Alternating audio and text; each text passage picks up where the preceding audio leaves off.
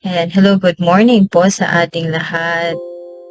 Happy Wednesday po to everyone. And for this morning, let us have our morning devotion.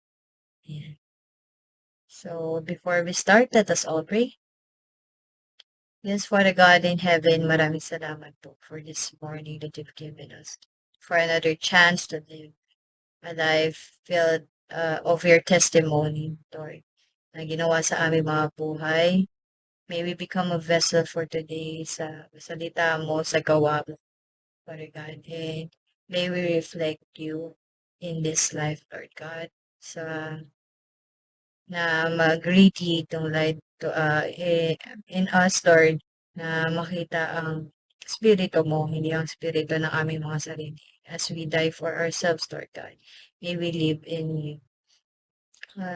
Give us the Holy Spirit right now, Father God, as we talk about your word, read your word, Father God, and lead us to the light, Lord, na gamit itong mga salitang ito, hindi kami magkakamali or madadapa sa aming at lalakaran dahil alam namin ang liwanag ay dala mo, Father God.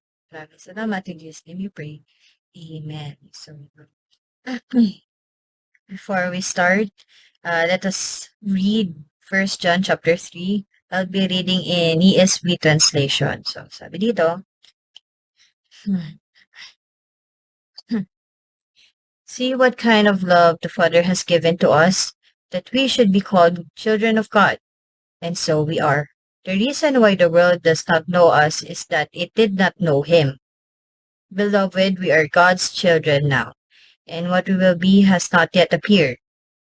But we know that when He appears, we shall be like Him, because we shall see Him as He is. And everyone who thus hopes in Him purifies himself as He is pure. Everyone who makes a practice of sinning also practices lawlessness. Sin is lawlessness. You know that He appeared in order to take away sins, and in Him there is no sin. No one who abides in Him keeps on sinning. No one who keeps on sinning has either seen Him or known Him. Little children, let no one deceive you. Whoever practices righteousness is righteous, and as he is righteous. Whoever makes a practice of sinning is of the devil, for the devil has been sinning from the beginning. The reason the Son of God appeared was to destroy the work of the devil. No one born of God makes a practice of sinning, for God's seed abides in him, and he cannot keep on sinning, because he has been born of God.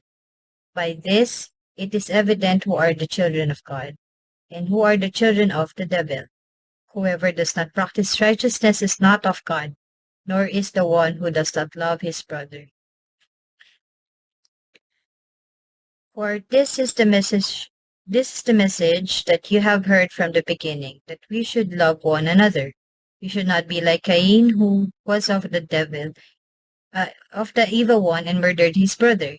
Why did he murder him? Because his own deeds were evil and his brother's righteous. Do not be surprised, brothers, that the world hates you. We know that we have passed out of death into life because we love the brothers. Whoever does not love abides in death. Everyone who hates his brother is a murderer. By this we know love, that he laid down his life for us. And we ought to lay down our lives for the brothers. But if anyone has the world's goods and sees his brother in need, yet closes his heart against him, how does God's love abide in him?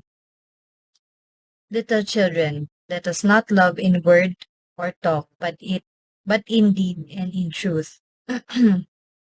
By this we shall know that we are of the truth and reassure our heart before Him.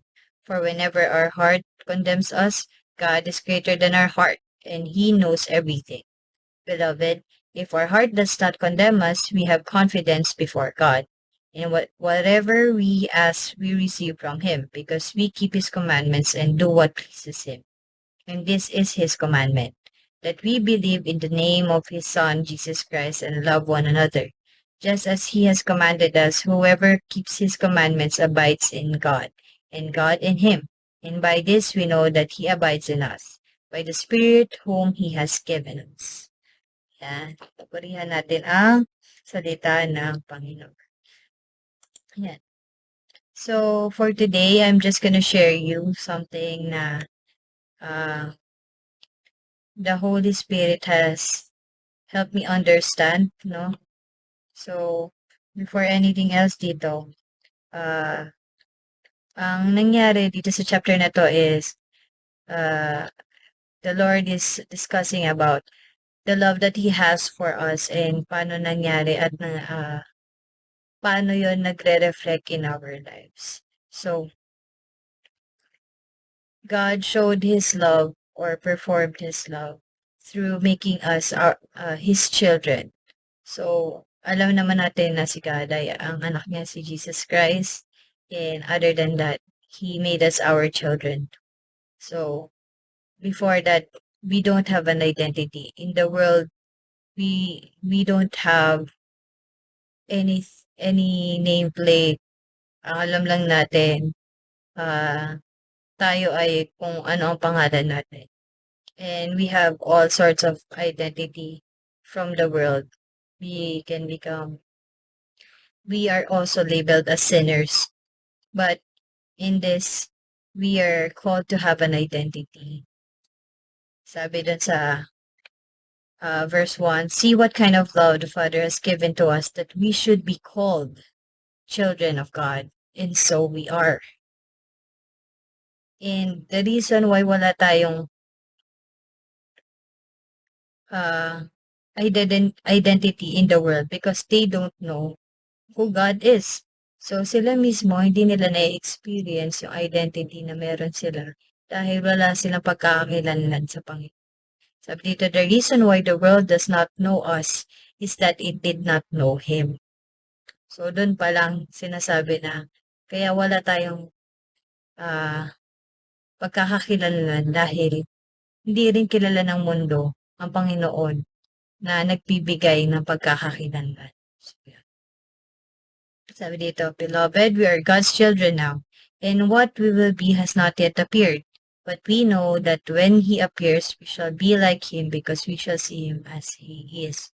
So, dito, diba, first thing that the Lord has established is that we are children of God.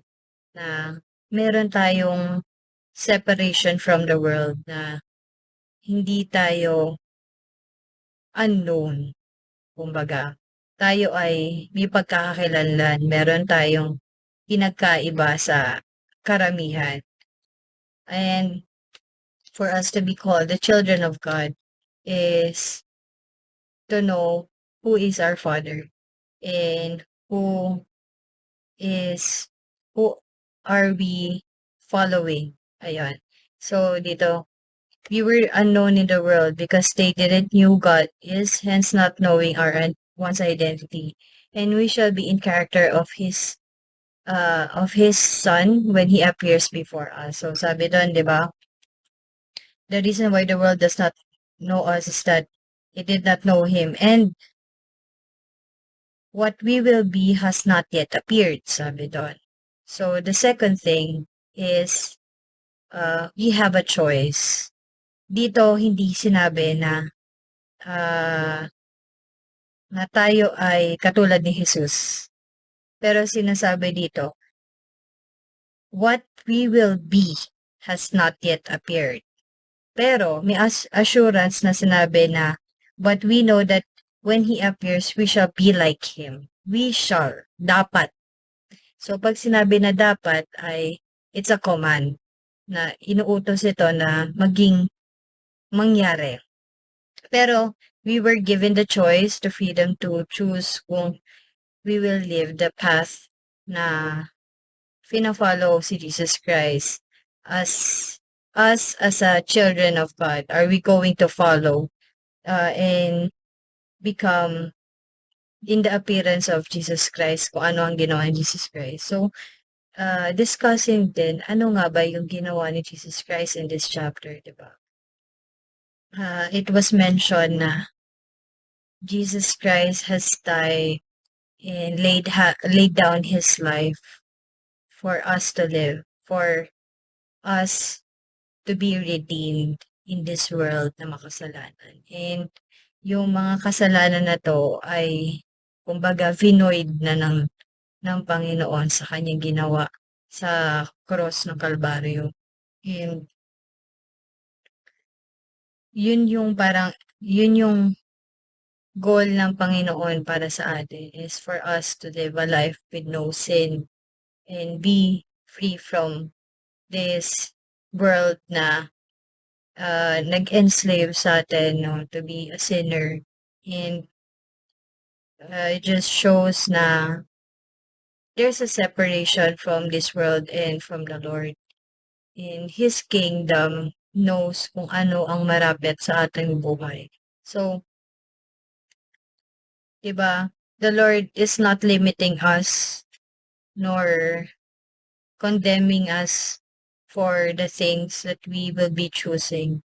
But He will remind us na there's a consequence behind those things that you'll be choosing for yourself. And the Lord wants the best for us. That's why He has redeemed us and that's why He gave us an identity beforehand. Before pa tayo mamili, binigyan na tayo ng identity ng Panginoon to live a life na hindi tayo maghihirap or magdurusa in this world because we have Him. There's an assurance that we have Him along the way. And sabi nga dito, we are God's children now and what we will be has not yet appeared. So ngayon, there's a choice for you to become like Jesus Christ or of the world. Kasi ilang beses dito may mention din na ang makasalanan na tao or ang taong pumipili na gawin ang kasalanan willingly is a person who doesn't abide in God. And a person who doesn't abide in God is not of God. So kapag in translation, kung ikaw mismo na pinipiling gawin ang mali, na alam mo na ang tama at ginagawa mo pa rin ang mali, ay hindi ka matatawag na anak ng Panginoon. Hindi ka isa sa mga being niya sa pagkakakilanlan niya. Hindi ka niya kikilalanin bilang anak niya dahil hindi ka sumusunod sa kanyang mga utos. And sabi dito, whoever makes a practice of sinning is of the devil, for the devil has been sinning from the beginning. The reason the Son of God appeared was to destroy the works of the devil. So, kaya nga pinadala ang Panginoon na dito sa lupa para sa atin, for us to be redeemed from the sins of this world. And He doesn't want us to feel or He doesn't want us to be in separation of the love that He has for us, for the kingdom that He has prepared for us. Na dito nire-reassure din ng Panginoon na ang anak niya ay sure na pinipili ang tama para sa kanyang kingdom. And the first thing that He commanded us to do is to love. Kasi umpisa pa lang dito, 'di ba? Sabi niya, see what kind of love the Father has given to us that we should be called of children of God. So sino ba tayo sa mundo? Wala naman tayong pagkakakilanlan. Hindi naman tayo, kumbaga, nakagawa ng mabuti sa Panginoon para tawagin tayong anak. Pero He still chose that. And that's the kind of love that He wants us to have for the people of this world na hindi siya mag-e-end sa atin lang. The Lord wants us to be the vessel of love so that the life that He had offered in the cross will be reflected through our lives na tayo mismo kailangan nating patayin ang sarili natin para mapakita kung sino ang Panginoon sa buhay natin. And this is just a reminder that having to love is maybe not the easiest kasi kung titingnan nga natin na Panginoon namatay para lang sa kasalanan na hindi naman siya ang gumawa. Pero he still chose to do that because he wants us to live a life freedom. He wants us to live a life away from separation. And through us, he also wants those people na separated pa sa Panginoon na hindi na maging separated. And this is just a reminder for us, brothers and sisters, all the love that Jesus has given us shouldn't be stuck with us. It should be also shared na hindi lang mag-e-end sa atin yung blessing, kundi tayo ang maging extension ng blessing nung ginagawa ng Panginoon. Through the love that we have for those people,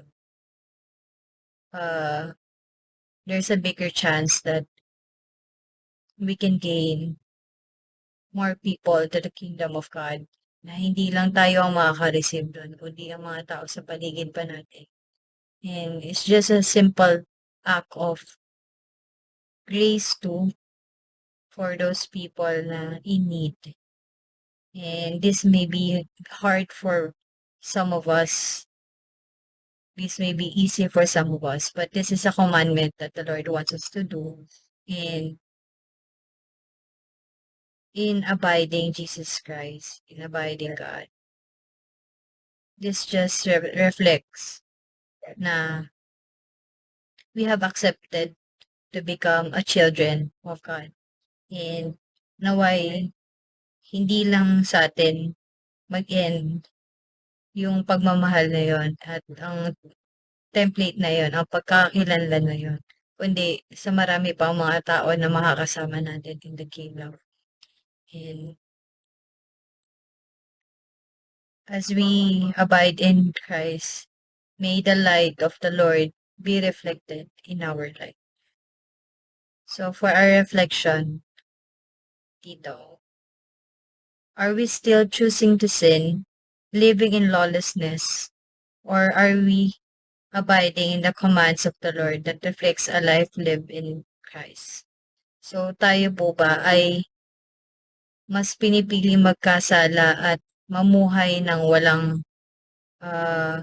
rules na tayo ang nasusunod sa sarili nating buhay, or tayo ay sumusunod sa ating Panginoon? Na mas pipiliin natin na mamuhay sa utos ng Panginoon na nakikita siya sa ating mga buhay. Mas nagre-reflect ang presence niya kaysa sa mga sarili nating kaalaman, kagustuhan sa buhay.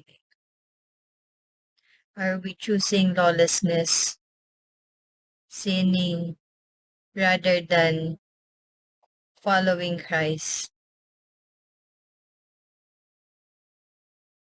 This is just a reflection for today na if we are missing out or being misled by the world, may this be a reminder that the love of God is a reflection, should be a reflection of our life lived for those people na makakasalamuhan natin in our everyday life. Na it shall not end with us, and kung hindi man natin nararamdaman tong pagmamahal na to. Maybe there's a speck of dirt in our eyes because I believe na we have already heard and witnessed the love of God. Maybe this is just something na nagkakaroon tayo ng pagkukulang on our part. And the Lord is knocking into our hearts on the things that He wants us to do. Kasi sabi nga dito sa ano din, sa passage na kung sino man ang taong hindi nagmamahal, ay sila yung mga hindi pa nakakarinig sa salita. That's why I do believe na everyone here na nanonood or kung hindi niyo nalalaman yun, ngayon na nabasa natin 'to, nalaman natin 'to. What are we choosing today? Are we choosing sin or love? Are we choosing to abide in the Lord or are we choosing to live a life against the Lord's commands? So, pagpulay-bulayan lang natin 'to for today. May this be a light and a guidance to what will be ahead of us for today. Maraming salamat po and let us all pray before we end. May we have a heart that loves our brothers and sisters instead of loving ourselves and choosing the life lived in the world. Let us all pray. Yes, Father God in heaven, maraming salamat po sa salita na ibigay mo sa amin, for reminding us that your word is the light that will guide us, Lord, kung ano yung dapat namin gawin at marapat namin gawin para sa mga taong nakapaligid sa amin. Now that we heard your word and we have known kung ano ang gusto mong ipagawa sa amin, may we act upon it, Lord God, na ma-apply namin to sa aming buhay. Ma-apply namin as soon as we get out of this place, as we get out of this morning devotion na pinapanood namin ngayon. Naway mag-reflect agad sa amin to at magamit namin agad to pagka-step out pa lang ng this place, Lord. This blessing should not be an end to us, Lord God, but this will be a beginning for new hope for the people outside. And use us as your vessel, Lord God. Empty us of ourselves and fill us up with your spirit. Na ang salita mo man it be ang gabay at ilaw sa aming mga gagawin. Fill us up with your word, fill us up with your Holy Spirit, fill us up with the love that you have for us. Maraming salamat, Lord, for blessing us each and every day, even if we are sinners at araw-araw kami nagkakamali, Lord God, but your grace is sufficient for us and your mercy is new every day. Guide us and bless us, Father God. As we lead up into your word, Father God, we lead to your people. May we become an extension of the blessing that you have for us, Father God.